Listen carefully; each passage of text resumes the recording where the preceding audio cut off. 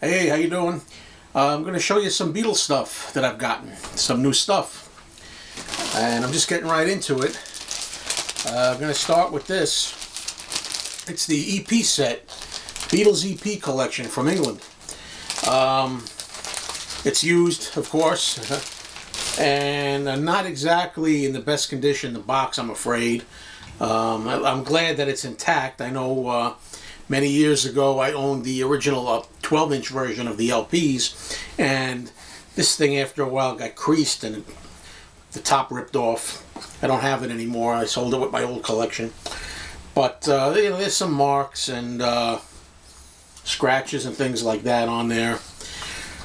But inside, the UK EPs are in good shape. And I'm going to run through them. Pull them out of here. Okay. In no particular order. I don't know if they're in order. We have Beatles number 1. We have Beatles hits.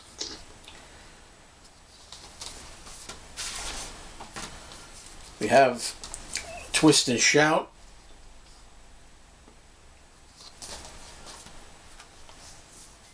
All My Loving. Here's the one called Beatles Million Sellers.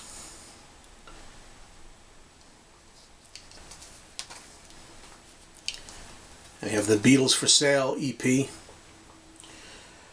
Now, the next one is one that was just re-released for Record Store Day, Long Tall Sally, and not a big fan of reissues for that reason sometimes. You know, it kind of takes the luster off having one of the older ones. But then again, this is a reissue set too. This whole box came out in 1982, I believe. So these are not originals either, but, you know, just everything getting reissued these days kind of takes some of the magic away, I think.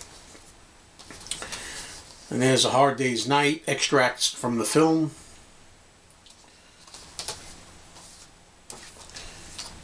And here's another one, extracts from the film Hard Day's Night with the orange. This is probably one of my very favorite covers ever, and one of my favorite pictures of the Beatles ever for some reason. Beatles for Sale number 2. I've always liked that shot and the background and the cover. And here's Yesterday. And we have Nowhere Man.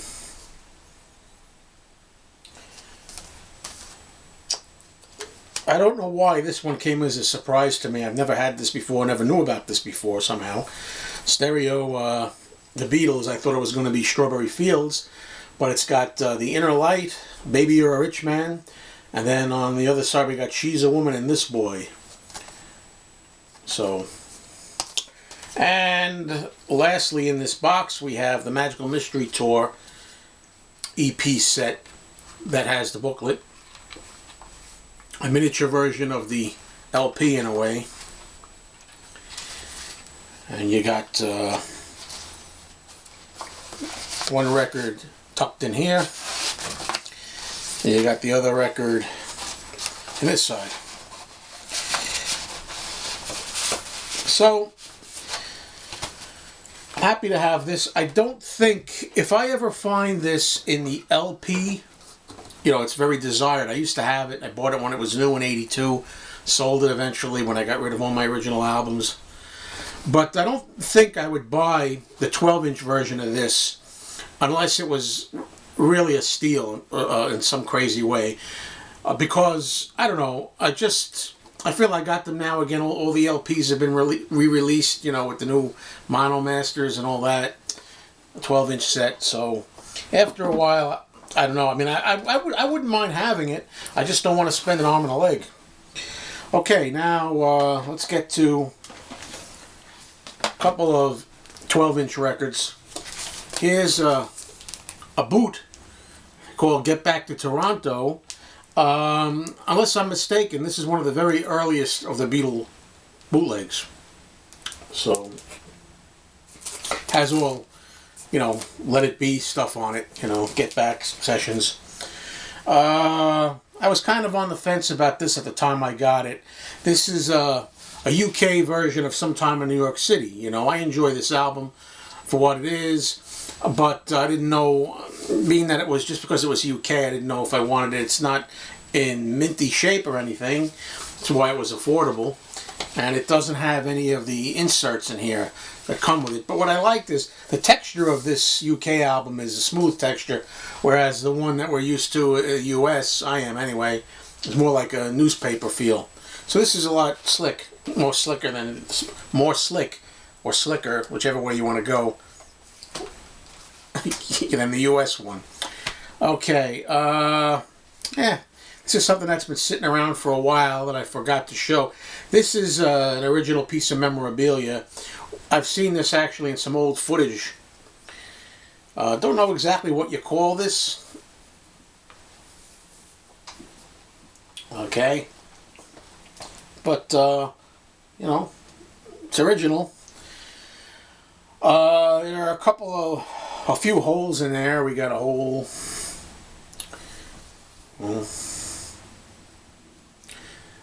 So it's not perfect, but for the price that I had paid for this, I'll take it.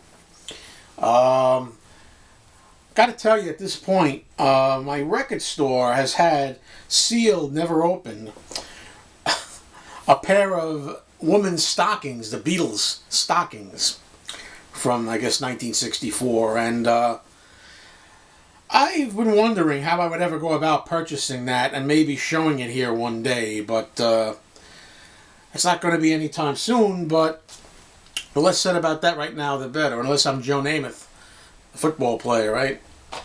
All right, here's a DVD for Wingspan, which is one of the DVDs that I didn't have. The special about Wings. So I added that to the collection recently. And I had the chance to get Ringo Starr and his all-star band, the anthology So Far. This is a 3-disc set. It's got, I guess, this was released in 2001, I think, around there. And it's got, like, all the other bands, all the other artists, I should say, that played with Ringo up to that point. And it's a nice compilation of different stuff, Ringo songs, and all kinds of people here from, where do you begin? Dr. John, Clarence Clemens, Joe Walsh, Rick Danko, Peter Frampton, Dave Edmonds, Felix Cavalieri of the Rascals, Randy Bachman, Back Return Overdrive, Todd Rundgren, Burton Cummings of the Guess Who. So there's a lot of good stuff on this. And this is actually the last thing. It's in a library copy. I found this. This was going to be thrown out a while ago at my store, and a while ago I picked this up. It's kind of, it was very cheap. I don't know why they were going to throw it out. But anyway, it cost me like $1.99 at the time. But it's actually from a library, which I don't really go for that. But whatever, it's a library copy. And kind of beat the John Lennon book, Come Together, John Lennon in His Time, by John Wiener. And, I was already reading a bunch of this in the last couple of days, and it's interesting. I stayed away from this when it was first out, only because it was a little too political for me. I'm not really interested in politics, per se, but interested in John Lennon, so picked it up. Peace and love.